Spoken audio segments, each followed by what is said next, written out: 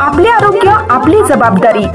आरोग्य टिप्स, डॉक्टरांचे मार्गदर्शन, आजार, उपचार, योगा, व्यायाम, आरोग्य चाचण्यांची माहिती।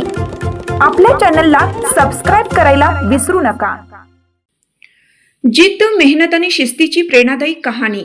पुरुषोत्तम रुकमे रन स्ट्रॉंगर टुगेदर ग्रुपचे सक्रिय सदस्य म्हणून त्यांनी आपल्या मेहनतीची वेगळी ओळख निर्माण केली आहे। दररोज 2 तास नियमित व्यायाम आणि कठोर प्रॅक्टिसच्या जोरावर त्यांनी दक्षिण आफ्रिकेतील 90 किलोमीटर कॉम्रेड्स अल्ट्रा मॅरेथॉनमध्ये भारताचे प्रतिनिधित्व केलं।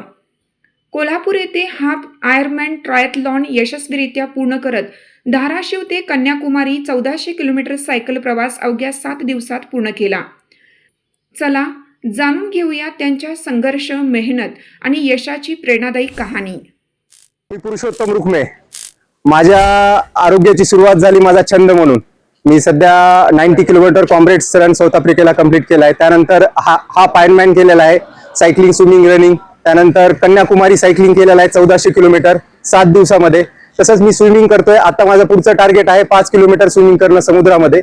तर आम्ही हे जे करतोय आणि दररोज वेळ देतोय, मी सुरुवात केली तेव्हा मला पण खूप चॅलेंजेस आले, नवीन गोष्टी शिकायला भेटल्या। धाराशिव मध्ये मी घडलो आणि त्यानंतर मी ज्या गोष्टी शिकल्या त्या सर्वांसोबत शेअर करायचे म्हणून आम्ही सर्वांनी मिळून सर्वांसाठी एक रन स्ट्रॉंगर टुगेदर म्हणून ग्रुप स्थापन केला। सुरुवातीला 3-4 जणांपासून आम्ही सुरुवात केली आणि आता जवळपास 125 मेंबर आपल्या ग्रुपमध्ये आहेत। प्रत्येक जण वेळ देतोय। सकाळी दर बुधवारी आणि दर शुक्रवारी आमचं कोर वर्कआउट आणि लेग वर्कआउट असतं। त्यामध्ये आम्ही रनिंग, स्विमिंग, सायकलिंग आणि तुमच्या रेग्युलर आयुष्यामध्ये ज्या बेसिक एक्सरसाइज आहेत तुमच्या मसल स्ट्रेनिंगसाठी, जे सगळ्यात महत्वाचा पार्ट आहे ज्याच्याकडे दुर्लक्ष केलं जातं प्रत्येकामार्फत, की मसल स्ट्रेनिंग, तर त्यामध्ये काय काय केलं पाहिजे हे आम्ही करतो। त्याबरोबर आम्ही जे करतो ते एन्जॉय करत करतो। मी आयुष्यामध्ये मला एक्सरसाइज मुळे काय बेनिफिट झाला तर माझ्यात एक पॉझिटिव्हनेस आला। मी स्वतः जिल्हा सूचना विज्ञान अधिकारी आहे जिल्हाधिकारी कार्यालयात। खूप सारा स्ट्रेस असतो आयुष्यामध्ये, वेगवेगळे चॅलेंजेस सहन करावे लागतात, पण सकाळचा दररोजचा 1 तास, त्याच्यापेक्षा आम्ही 2 तास देतो।